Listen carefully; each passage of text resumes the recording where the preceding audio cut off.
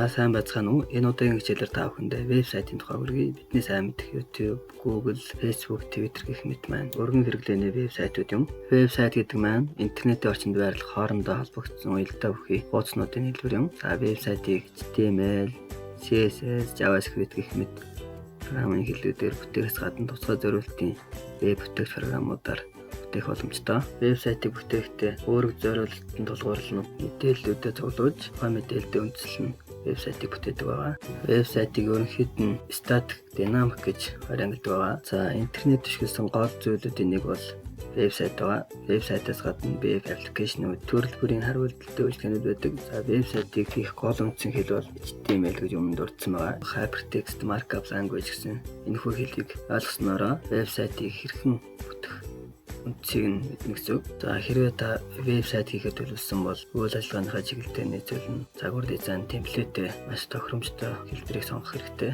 Өөрөөр хэлбэл таны вебсайтанд хандж байгаа зочид маань үйл ажиллагааны чиглэлийг хялбар ойлгох, хэрэгцээд мэдээлэл олж таны вебсайтанд хандсанаар уйдахгүй байх зэрэг зүйлүүдийг хийх бодлого хэрэгтэй.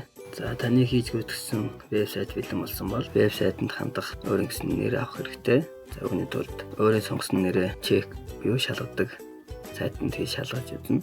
За таны нэр давцааг бол тухайн нэрээр domain name аавна. Domain name-ийг хялбараар тайлбарлах юм бол news.cgmn, go.cgmn, pact.news.cgmn гэх мэт нэршлиг domain name гэж ойлгож болно. За энэхүү domain name-ийн цаана жинхэнэ утгаараа бол IP хаяг агуулгадж байдаг. Вебсайт болгонд харгалзах IP хаягийг вебсайт зочилж байгаа хэрэглэгч цээжлэх тогтоох боломжгүй учраас domain name гэдэг зүйл бий болгож түүнийг ашиглах шаардлага тулгарсан. Та өөрийн вебсайтанда domain name авсан бол тухайн вебсайтаа байрлуулах сервердээс хандах хэрэгтэй. За ингэснээр таны вебсайт интернетийн орчинд байрлаж хэрэглэгчдэд ашиглах боломж бүрдэнэ.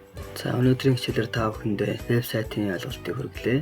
За вебсайт хийх HTML, CSS, JavaScript, WordPress, Macromedia Flash, Dreamweaver, Adobe XD програмуудыг судалж вебсайт бүтээцгээгээрэй.